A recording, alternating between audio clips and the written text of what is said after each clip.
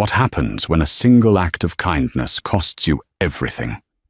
For Bella Rossi, a waitress struggling to survive, that moment came at 3 a.m. on a Tuesday.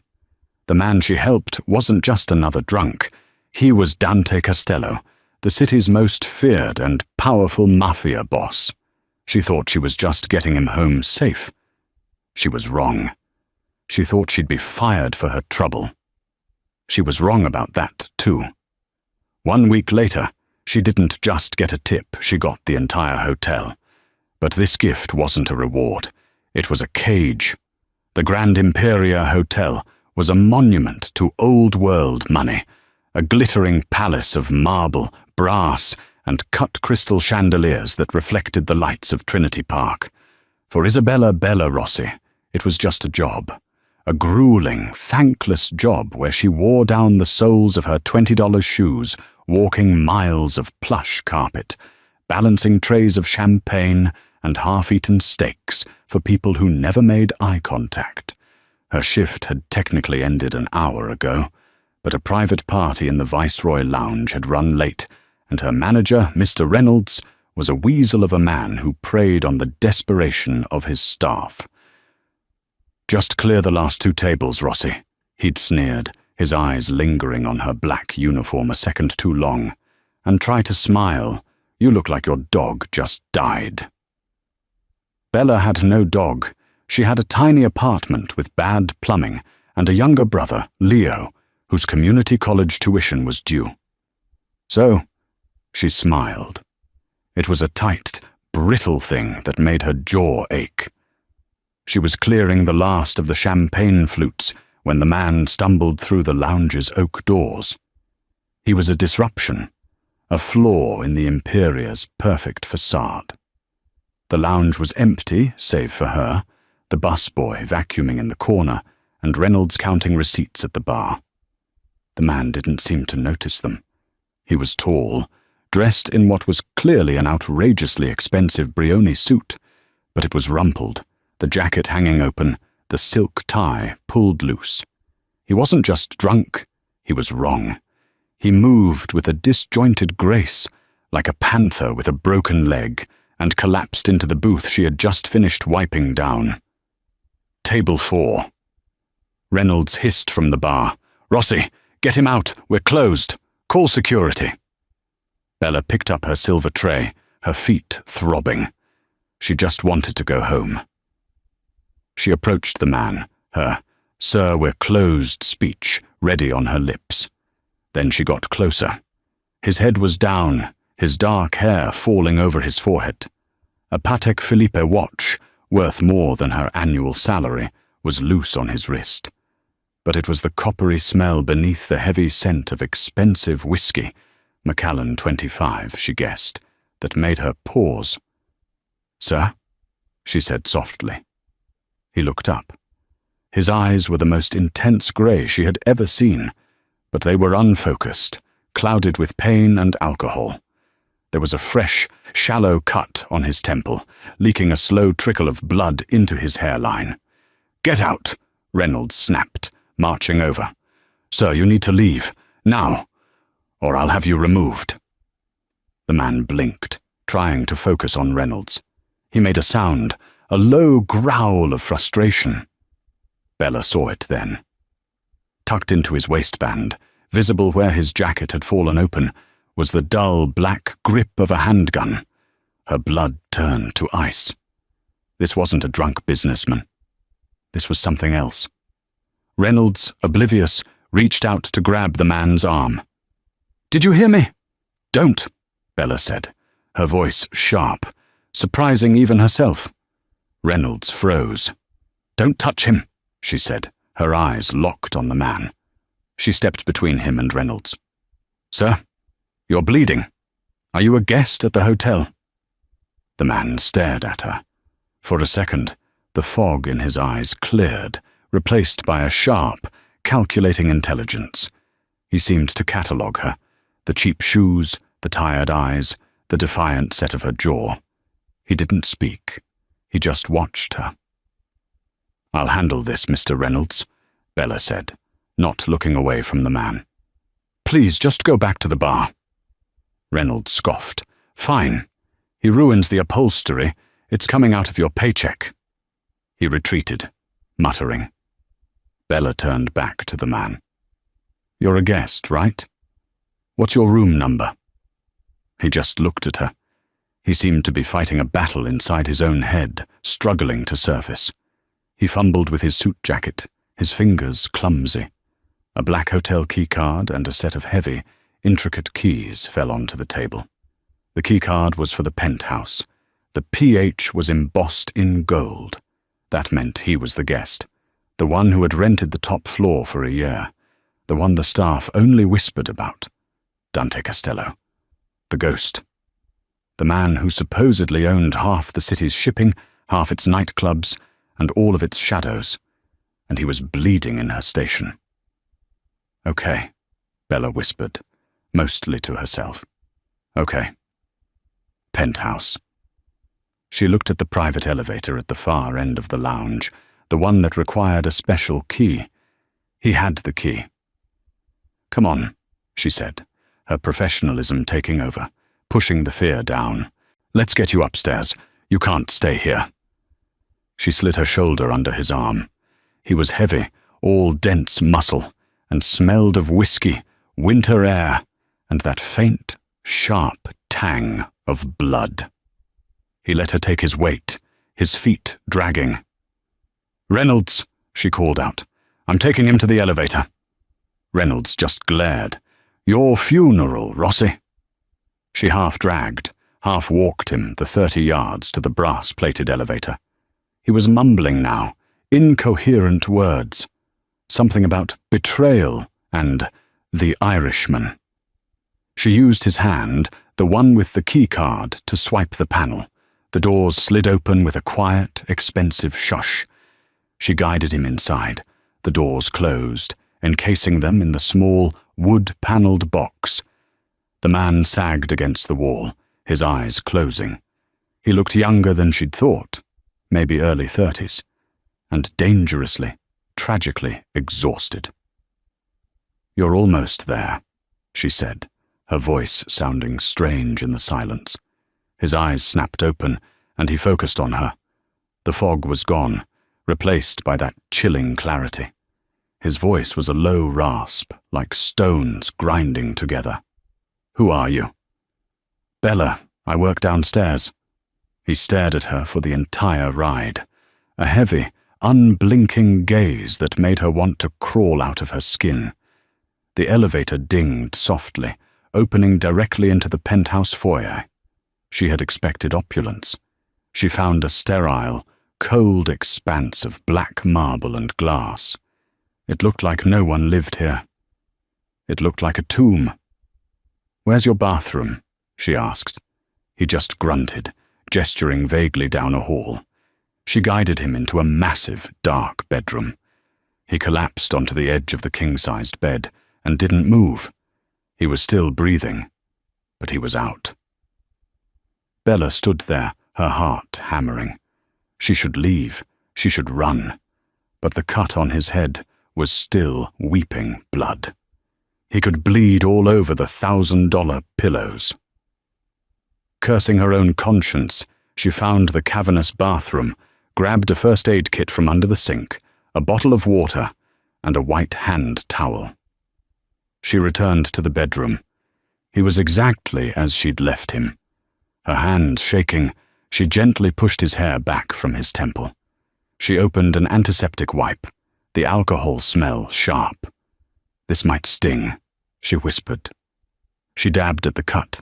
It was shallow, just a graze, but it needed cleaning. He didn't flinch, but a low sound vibrated in his chest. As she worked, her waitress-trained eyes scanned the room. There was nothing personal. No photos, no books, just a charging phone on the nightstand. And, on the massive desk across the room, an open laptop. Its screen cast the only light in the room. She finished cleaning the cut, placing a small bandage over it. She set the water bottle and 2 painkillers on the nightstand. Her work was done. She could go. But the laptop drew her gaze. She backed away from the bed, moving slowly. She told herself she was just looking for the door. But she drifted toward the desk, drawn by a morbid, terrified curiosity. She was 10 feet away. 5. She could see the screen clearly. It wasn't a stock portfolio or an email. It was a list, a simple spreadsheet. There were only a dozen names. Her eyes scanned them. Finian Doyle, Anthony Ricci, Senator Morrison, and then, near the bottom, a name she knew, Arthur Harrison, Mr. Harrison, the owner of the Grand Imperia Hotel, the man who owned her paycheck. Next to his name, in a column highlighted in bright red, was a single word. Terminate. Bella's breath hitched. She clapped a hand over her mouth. This wasn't a business list. This was something else. She heard a rustle of fabric from the bed. She spun around. Dante Castello was sitting up, his grey eyes wide open, sober and locked directly on her. The fog was completely gone. He had seen her read the list. "Get out," he whispered. Bella didn't need to be told twice. She bolted. She ran through the foyer, slammed the elevator button, and didn't breathe until the doors closed, separating her from the man and his terrifying secret. The elevator's descent was agonizingly slow. Bella leaned against the walnut paneling, her legs trembling so hard she was surprised she was still standing. Terminate. Terminate. Arthur Harrison. The word echoed in her head, a drumbeat of pure dread. She hadn't just helped a drunk guest. She had walked into a predator's den and read his kill list. When the doors opened into the silent, empty lounge, she ran. She didn't clock out. She didn't bother with the staff locker room. She ran through the service corridors, pushed open the heavy steel door into the pre-dawn alley, and didn't stop running until she was 3 blocks away, hailing a taxi on Lenox Avenue. She spent the ride home checking the rearview mirror, convinced a black sedan was following her. Her apartment felt flimsy, the lock on her door like tissue paper. She shared the small one-bedroom with her brother, Leo, who was asleep on the pull-out couch, his textbooks fanned out around him. He was studying to be an architect, her smart, good-natured brother who was her only reason for working at the Imperia. She looked at him, and the fear sharpened into a new, acidic terror. What had she brought to their door? She showered, scrubbing her skin as if she could wash off the penthouse's sterile cold, the smell of whiskey and blood. But she couldn't wash away the image of the laptop screen. She didn't sleep. The next day, she called in sick, and the day after that.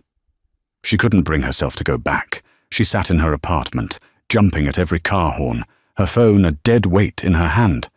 She expected a call, a knock, a black car idling at her curb. Nothing came. By the 3rd day, reality set in. Rent was due. Leo needed a new drafting kit. Her fabricated stomach flu wouldn't pay the bills. On the 4th day, with her stomach in knots, she put on her uniform. She had to go back. She had to pretend nothing had happened. He was drunk, she told herself. He was passed out. He didn't see her. He wouldn't remember. She prayed he wouldn't remember. When she walked into the staff entrance of the Grand Imperia, the atmosphere was wrong. Usually, the morning shift was a buzz of gossip and complaints. Today, it was silent. People were clustered in small, whispering groups. Her friend Maria, another waitress, grabbed her arm.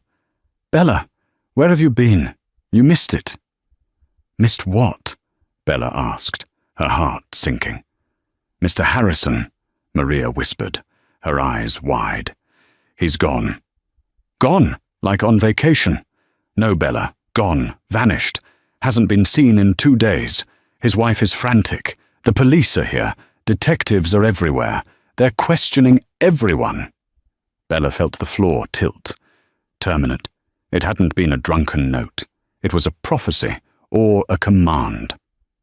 "And Reynolds?" Bella asked, trying to sound casual. "He's loving it," Maria spat, "strutting around like he's the new king.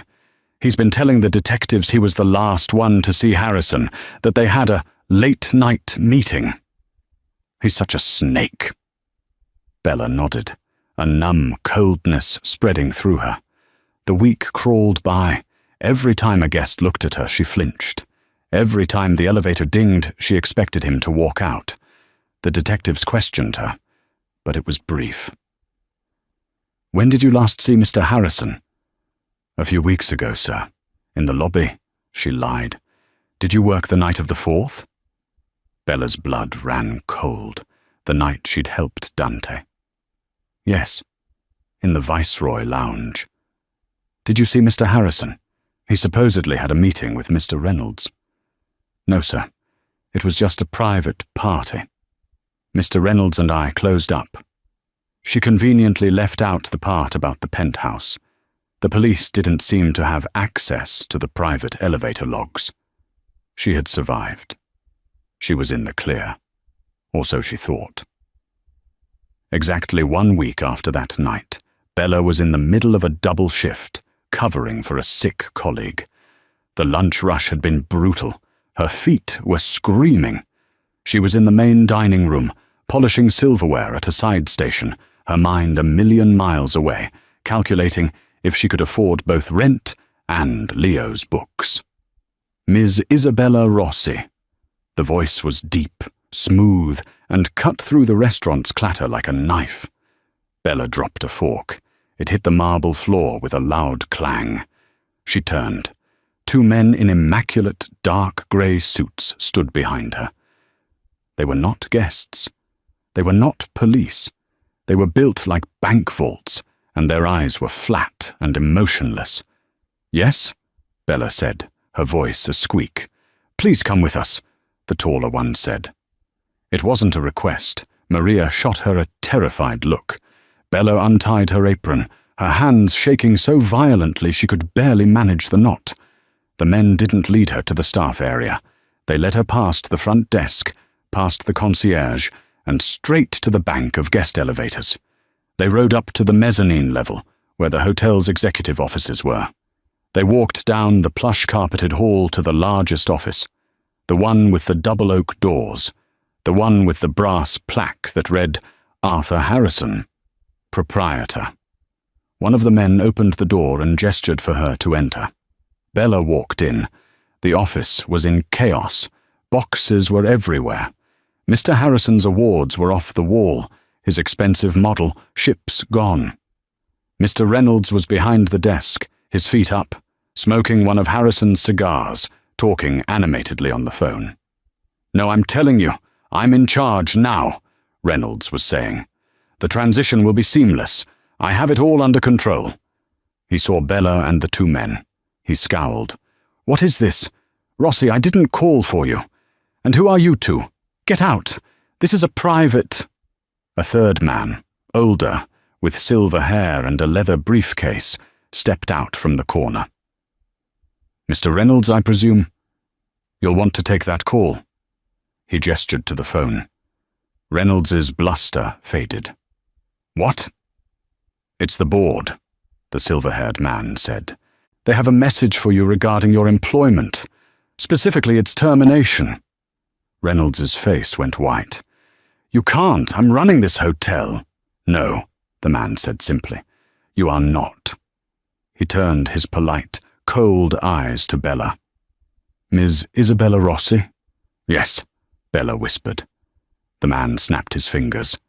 One of the suited guards placed a thick, leather-bound portfolio on the desk in front of her. "My name is Mr. Graves," the silver-haired man said. "I am an attorney representing the new ownership consortium of the Grand Imperia Hotel." "The new ownership?" Bella stammered. "Mr. Harrison?" "Mr. Harrison has divested his interests," Graves said smoothly. "As of 9:00 a.m. this morning, the controlling interest of this hotel was transferred." Reynolds, still on the phone, had gone a pasty, greenish color. He hung up, his hand trembling. "They fired me. After 20 years, they just—" "Please vacate the premises, Mr. Reynolds," Graves said, not unkindly. "Security will escort you to collect your personal effects." Reynolds looked at Bella, his eyes filled with a sudden, venomous hatred. "You! What did you do?" Nothing," Bella said. "Get him out," Graves said. The two suited men gently but firmly lifted Reynolds by his elbows and escorted him, sputtering and threatening lawsuits, from the room. The door clicked shut, leaving Bella alone with the lawyer. "I don't understand," Bella said, her entire body shaking. "Why am I here? Am I being fired too?" "Quite the contrary, Miss Rossi." Mr. Graves opened the leather portfolio. He spun it around for her to see. It was a deed, a thick, daunting stack of legal documents. "Mr. Dante Castello, the primary stakeholder of the consortium, is a man who believes deeply in reciprocity," Graves said, his voice precise. "He understands you rendered him a significant personal service 1 week ago. He does not like to remain indebted." He pushed a pen toward her. "The Grand Imperia Hotel is, as of this moment, hemorrhaging money. Mr. Harrison's extracurricular activities have left it on the brink of insolvency. Mr. Costello does not have time to manage a failing hotel." He tapped the signature line. "Congratulations on your promotion, Miss Rossi. You are the new owner." Bella looked at the document. Her name was typed in crisp black ink. Isabella Rossi, proprietor. She looked up, speechless at the lawyer. "Welcome to management," Mr. Graves said with a thin smile. "You start immediately." Bella didn't move. She stared at the signature line, at her own name, at the impossible, terrifying words. Proprietor, owner. "This is a joke," she whispered. The room was spinning. "Mr. Costello does not have a sense of humor, Miss Rossi," Graves said. His tone was not unkind, but it was absolute. "He believes in payment for services rendered. You performed a service. This is your payment." "A service?" I gave him a bandage. "You were discreet," Graves corrected. "You helped him to his room when others," he gestured to the door where Reynolds had disappeared, "would have called the authorities or, worse, the press. Mr. Costello values discretion above all else. He also values loyalty." The unsaid words hung in the air. "And he knows what you saw. This wasn't a reward. This wasn't a lottery win. This was a leash. This was a statement. I know who you are. I know where you live. And now, I own you." "I can't," Bella said, her voice shaking as she backed away from the desk. "I can't own a hotel. I'm a waitress. I don't know anything about this." "You will learn," Graves said simply, "or you will fail. The choice is yours. But the deed is filed. The transfer is legal and binding. You are, whether you like it or not, the new owner of the Grand Imperia." "And if I refuse?" Graves's polite mask tightened. "Refuse what? The building? It is already in your name. You can, of course, attempt to sell it. But you will find the market for a hotel leveraged this heavily, with entanglements, is non-existent. Mr. Harrison found that out." The casual, chilling way he said it confirmed her worst fears. Harrison hadn't just divested his interests. He'd been terminated, one way or another. "So I'm a prisoner," Bella said, the realization dawning. "You are an owner," Graves corrected. "A businesswoman. Mr. Costello has, in fact, taken a great risk by placing this asset in your hands. He expects a return on his investment." "What investment?" "He gave it to me. He gave you Mr. Harrison's $8 million debt to his suppliers," Graves said, pulling another file from his briefcase. "He gave you the outstanding union contracts. He gave you the $500,000 renovation bill for the spa that Mr. Harrison abandoned mid-construction. This hotel is a sinking ship, Miss Rossi. Mr. Costello wants to see if you will learn to swim or if you will drown. He finds the prospect entertaining. Bella sank into one of Mr. Harrison's, now her, plush leather chairs. She was trapped. If she walked away, she'd be a loose end, a witness, the kind of person who ended up on a list with red letters. If she stayed, she was a puppet, a front for the mob. "What about my brother?" she whispered, the fear for Leo overtaking her own. "Leo, he's a promising architecture student at City College," Graves said, without checking any notes. "He lives with you at 400B, Lenox Avenue, a bright boy. It would be a tragedy if his sister's poor business decisions were to impact his future." The threat was delivered as smoothly as a room service order. Bella's spine turned to steel. The fear didn't vanish, but it crystallized into a cold, hard anger. They would not touch her brother. She picked up the pen. Her hand was perfectly steady. She signed her name, her signature, a sharp, angry slash on the dotted line.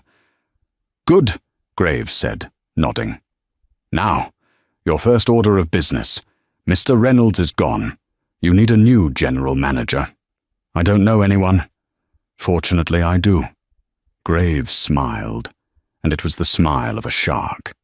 "I will be taking on the role of general manager, effective immediately. My services are provided by Mr. Costello's consortium, so you needn't worry about my salary. I will handle the books. You will handle the face of the hotel." "The puppet," Bella said bitterly. "The proprietor," Graves corrected again. "Now, your staff is in a panic.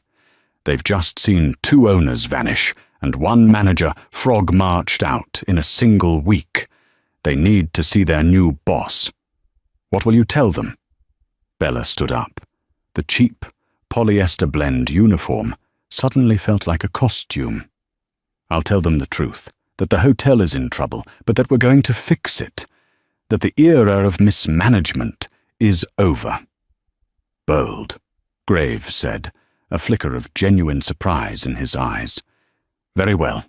Let us begin." He led her out of the office and to the grand staircase overlooking the main lobby. He rang a small silver bell, and the staff, waitresses, bellhops, concierges, her former colleagues, gathered at the bottom.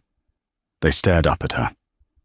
Bella, in her scuffed shoes and waitress uniform, standing where Mr. Harrison used to give his bombastic Christmas speeches. They looked confused, scared, and, in some cases, amused. "That's Bella Rossi," she heard someone whisper. "What is she doing up there?" Bella gripped the cold brass railing. "Good morning," she said, her voice amplified by the lobby's acoustics. "My name is Bella Rossi. Many of you know me. As of this morning, I am the new owner of the Grand Imperia Hotel."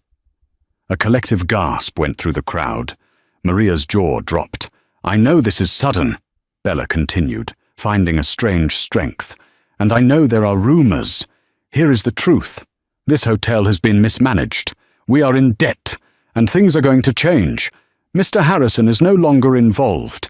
Mr. Reynolds has been dismissed." A few scattered, nervous claps at that. "I am not a hotel executive," Bella said, deciding on honesty. "I'm a waitress. I know what it's like to work a double. I know the linen closets are bare, and the kitchen freezers are failing. I know what's broken.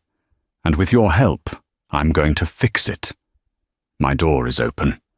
Your jobs are safe, if you are willing to work with me to turn this place around. That is all." She turned and walked back toward the office, ignoring the stunned silence and the frantic burst of whispering that erupted behind her. Mr. Graves was waiting by the door. "An interesting speech, Miss Rossi. My door is open. Very populist. You've given them hope, a dangerous commodity." "They're good people," Bella said, walking past him into her office. "They just had a terrible boss." "Speaking of terrible bosses," a new voice said. Bella froze. Dante Costello was sitting in her chair, behind her desk, casually spinning one of Harrison's antique globes with a single finger. He was sober, perfectly put together in a razor-sharp charcoal suit, and looked as if he'd never seen a drop of alcohol in his life.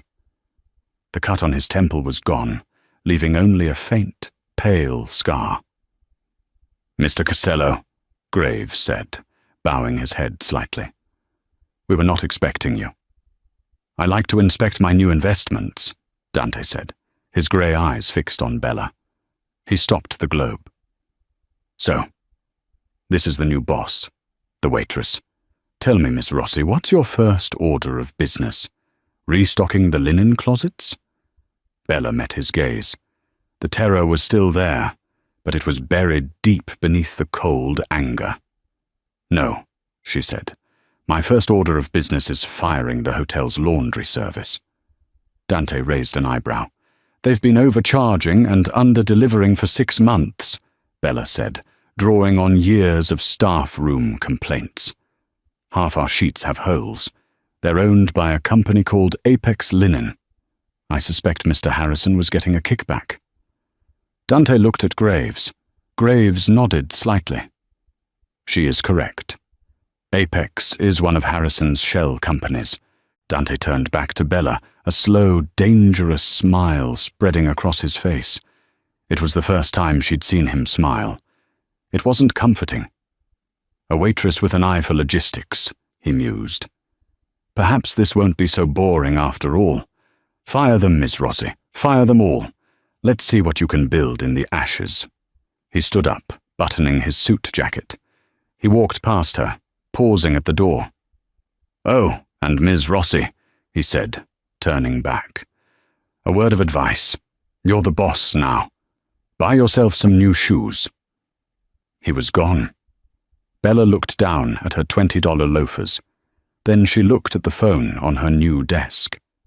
She picked it up. "Get me a list of every commercial laundry service in this city," she said to the empty room.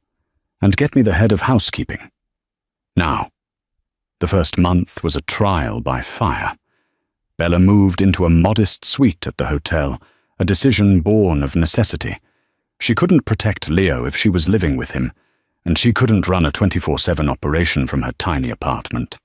She sent him money, more than he'd ever seen, and told him she'd gotten a massive promotion to head of operations. It wasn't entirely a lie.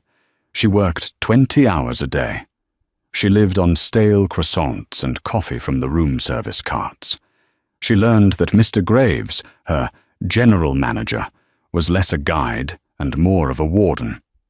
He was impeccably polite, ruthlessly efficient, and his true allegiance was never in doubt. He controlled the hotel's accounts, which, he explained, were all routed through Mr. Costello's financial services. "You are the creative director, Miss Rossi," he explained one evening as they reviewed the disastrous bar receipts. "I am the executor." Bella discovered the gilded cage was more rust than gold. The suppliers Harrison had been using weren't just giving him kickbacks. They were all owned by Dante Costello. The meat, the liquor, the Apex Linen, she had so boldly fired all of it. When she'd tried to hire a new linen service, Graves had gently intervened. "A noble effort, Miss Rossi," he'd said, "but you'll find Citywide Linens, the only other viable vendor, is currently unable to take on new clients. An unfortunate fire at their main warehouse. Apex has graciously agreed to resume services." She was trapped in his ecosystem. She couldn't fire his companies. She couldn't hire new ones. All she could do was manage the inside of the hotel. So that's what she did. She started in the kitchens. She'd been a waitress. She knew the staff. She promoted the sous chef, a talented woman named Claire, to head chef, bypassing the lazy, credit-stealing executive chef Harrison had hired. She rewrote the room service menu, focusing on quality over the needlessly complex, and often frozen, dishes they'd been serving. She retrained the front desk. She walked the floors. She talked to the bellhops, the janitorial staff, and the concierges. She learned their names. She learned their problems. Her old friends, like Maria, were distant at first. She was the boss now. But when Bella approved the overtime Maria had been fighting Reynolds for, and when she personally helped housekeeping turn over rooms during a surprise convention booking, the ice began to thaw. They started to see her not as a puppet, but as one of their own, fighting for them. Dante Costello was, as his nickname suggested, a ghost. He never visited. He never called. But she felt his presence everywhere. She felt it in the way Mr. Graves always knew which vendors she was calling. She felt it in the sudden, unexplained health code violations that shut down a rival hotel across the street, and she felt it in the black sedan that was always parked across from the hotel entrance, day and night. One evening, 6 weeks into her new role, she was in the main floor restaurant, her restaurant, reviewing the new wine list with Claire. The hotel was actually turning a small profit. Bookings were up. The changes were working. She was almost happy. Ms. Rossi. She looked up from the wine ledger. A man was standing at her table. He was handsome, with a disarming smile, bright blue eyes, and reddish blonde hair. He wore an expensive, but softer, tweed suit. He looked completely out of place in Dante's world of dark, sharp edges. "Can I help you?" Bella asked. "Finian Doyle," he said, extending a hand. His accent was a faint, melodic Irish brogue. Let's call it a developer. I'm in town looking at new opportunities, and I have to say, I'm enchanted by what you've done with this place." Bella tensed. Finian Doyle. The name from the laptop. The name Dante had mumbled in his drunken state. Betrayal. The Irishman. She did not take his hand. "Thank you, Mr. Doyle. Are you a guest?" He laughed, a warm, easy sound. "Not yet. I was hoping to speak to the owner. I heard the most fascinating story, that the new proprietor was a Cinderella, plucked from the staff. And here you are." His charm was a physical thing, like a warm front. It was the complete opposite of Dante's cold, reptilian stillness. "I'm very busy, Mr. Doyle," Bella said, standing up. "Oh, I'm sure," he said, his smile never wavering. "A place this big with so many complications. It must be a terrible weight on such young shoulders, especially when the hotel's real owner is a man like Dante Costello." Bella's blood ran cold. "I am the owner, Mr. Doyle," she said, her voice shaking slightly. "Of course you are," he said, soothingly. "Just as a man who holds a tiger by the tail is in control. Listen, Miss Rossi Bella. May I call you Bella?" "No." "Bella," he continued as if she hadn't spoken. "I know what you've stepped in, and I'm here to offer you an out. A real one. An out? I want to buy this hotel from you, cash. $10 million. That's $1 million for every finger, as my da used to say." Bella stared at him. $10 million. It was more money than she could comprehend. It was freedom. It was a new life for her and Leo, far away from Dante, from Graves, from this entire city. "Why," she whispered. "Let's just say I enjoy irritating Mr. Costello," Finian said, his blue eyes twinkling. "And taking his newest, shiniest toy would be very irritating indeed. You get to be free. I get to win. Everyone's happy." "I can't," Bella said, her mind racing. This was a trap. It had to be. "Think about it," he said. He slid a business card across the table. It was thick, cream-colored stock. Finian Doyle, Doyle Hospitality Group. "You're not a queen, Bella," he said softly, leaning in. You're a prisoner. I'm offering you the key. Take it." He turned and walked out of the restaurant, leaving Bella staring at the card. $10 million. She was still standing there, the card in her hand, when Mr. Graves appeared at her elbow. "An interesting proposal, Miss Rossi," he said, his voice clipped. "You were listening? Security in the restaurant is excellent. Mr. Doyle is a known competitor of Mr. Costello's." "He's offering to buy the hotel," Bella said, testing the waters. "It would solve all our problems. The debt." "The debt is to Mr. Costello," Graves said. "He does not want a payout. He wants the hotel." "He wants me," Bella said, the bitterness rising. "That I cannot speak to," Graves said, "but I would strongly advise you to dispose of that card. Entertaining Mr. Doyle is treason, and Mr. Costello does not suffer traitors, as Mr. Harrison so recently learned." The threat was bare. Bella looked at the card. The key. She slowly tore it in half, then in quarters, and dropped the pieces into a nearby water glass. Graves nodded, satisfied. A wise choice. Now, about the Q3 projections. But as she turned back to the ledgers, Bella's mind was racing. Finian Doyle thought she was a toy. Dante Costello thought she was a pawn. Mr. Graves thought she was a puppet. They were all about to find out how wrong they were. The encounter with Finian Doyle shifted something in Bella. The fear remained, but it was no longer paralyzing. It was a whetstone, sharpening her resolve. She was a piece in their game, but even a pawn, she reasoned, could cross the board and become a queen. She started to play her own game, right under Mr. Graves's watchful nose. She knew she couldn't break Dante's supply chain. So, she optimized it.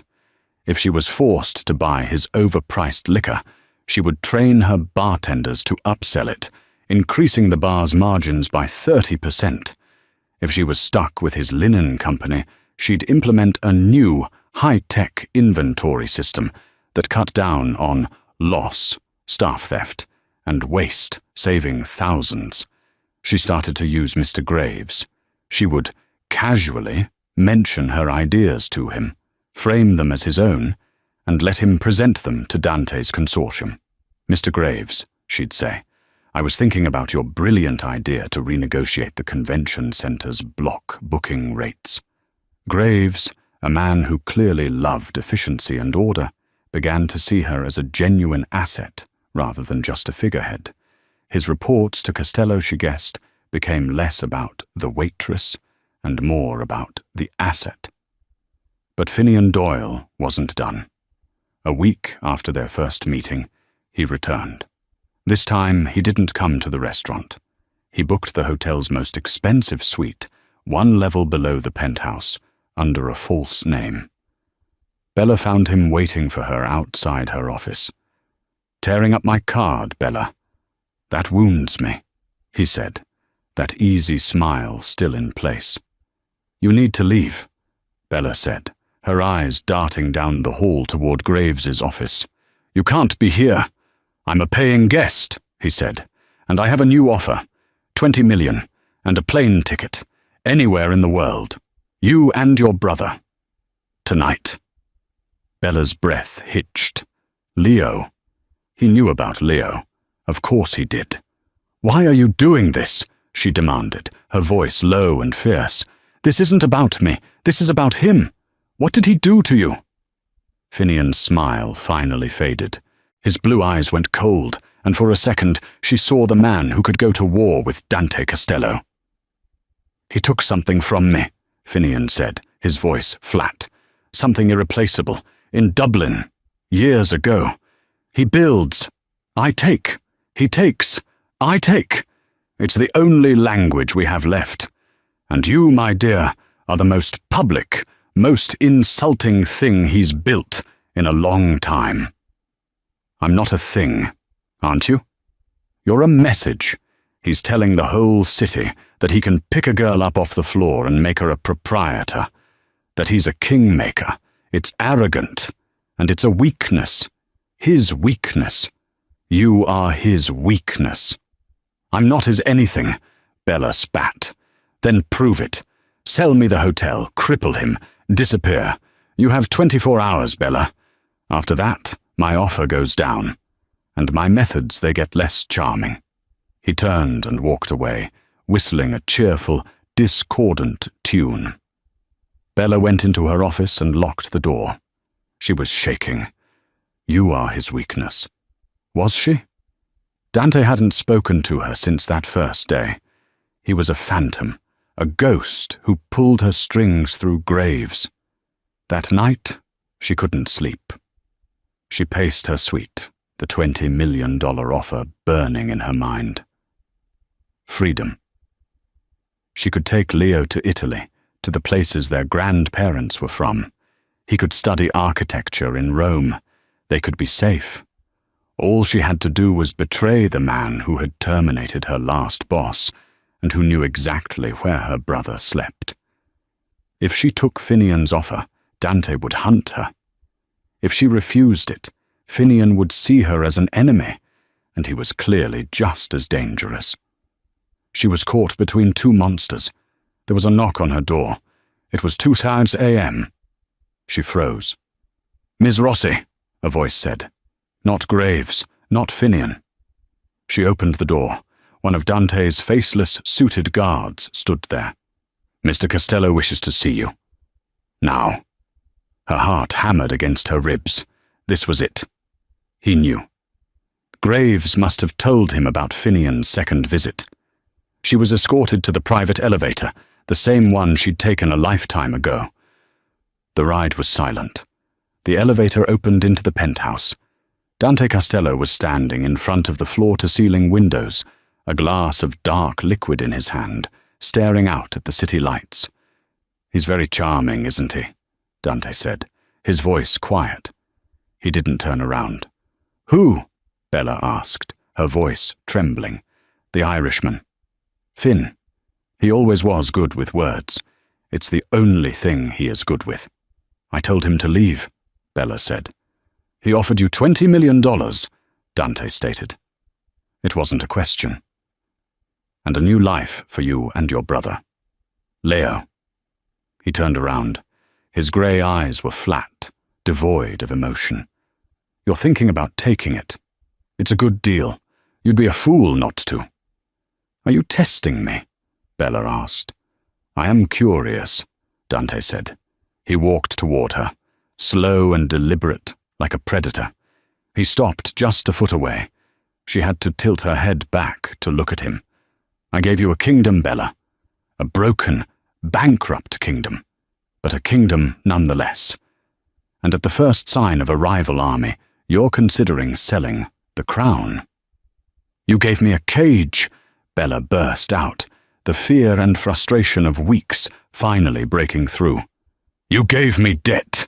You gave me a warden. You didn't give me a choice." He stared at her, a long, unnerving silence stretching between them. She could smell the faint, clean scent of his suit, the cold night air clinging to him. "A choice," he repeated, as if tasting the word. "You had a choice the moment you decided to help me instead of letting Reynolds throw me in the gutter. You had a choice when you read my laptop. You had a choice when you signed the deed. You have always had a choice, Bella. You just don't like the consequences. What do you want from me?" she whispered, tears of rage in her eyes. "I want you to run your hotel," he said, his voice dropping to a low growl. "I want you to fix the broken thing I gave you. I want you to stop being a waitress, playing at being a boss, and be the boss." "And if I take Finian's offer?" Dante's expression didn't change, but the temperature in the room dropped 10 degrees. "He will give you the money," Dante said softly. "He will put you and your brother on a plane. And before that plane reaches cruising altitude, it will suffer a catastrophic, unexplainable mechanical failure. His out is just another cage, Bella. A smaller one. A coffin.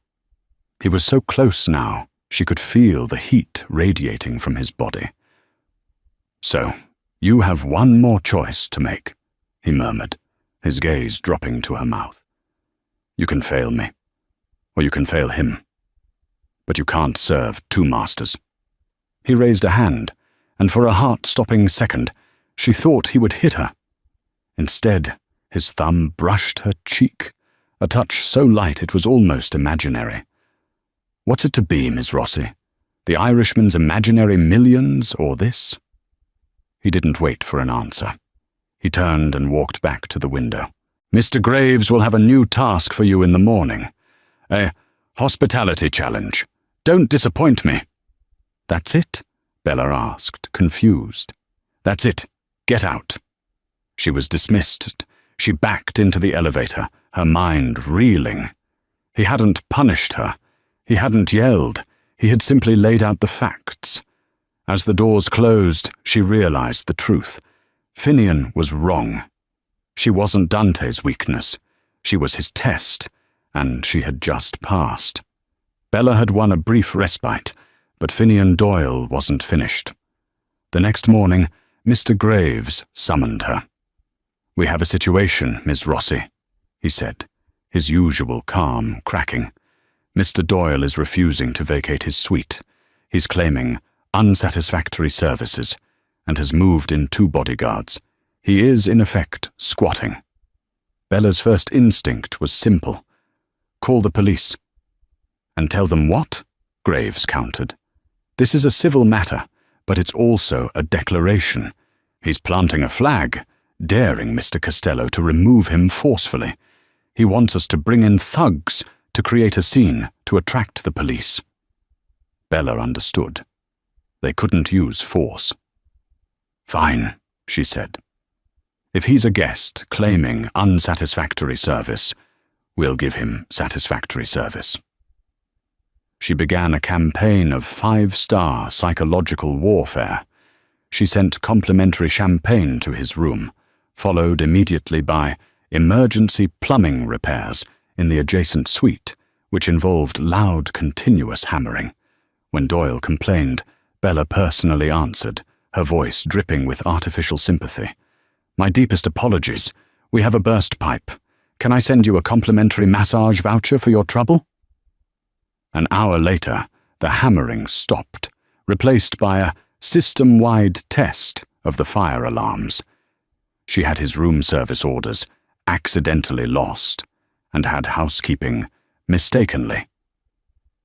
Try to enter his room for turn-down service every 30 minutes. By 6 p.m., a furious Finian Doyle stormed the lobby, roaring, "This is harassment, Miss Rossi." Bella faced him, the picture of professional concern. "Mr. Doyle, I am so sorry. It seems we've had a series of unfortunate accidents. Since you are so dissatisfied, I have taken the liberty of voiding your bill. You are, of course, free to leave. Immediately." Checkmate. He couldn't stay without paying, and he couldn't fight her polite, public generosity. Defeated and humiliated, he and his men left. Bella, feeling a rush of victory, stepped outside for air. A black car glided to the curb. Dante Costello was inside. "Get in." They drove in silence to the dark, industrial wharf district. "That was amusing," Dante said. "Hammers. Very rustic.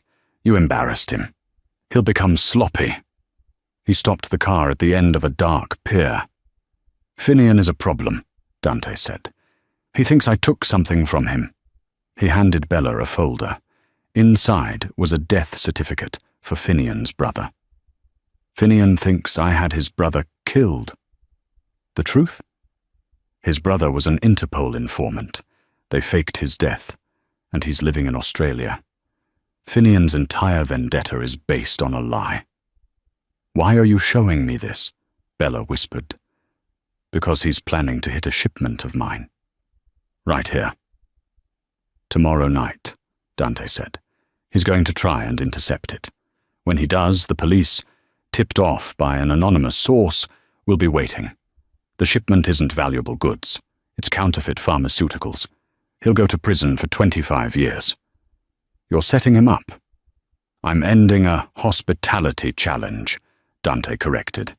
But he needs a final push. He needs reassurance from a source he thinks is compromised. The trap snapped shut in Bella's mind. Me. You want me to be the source?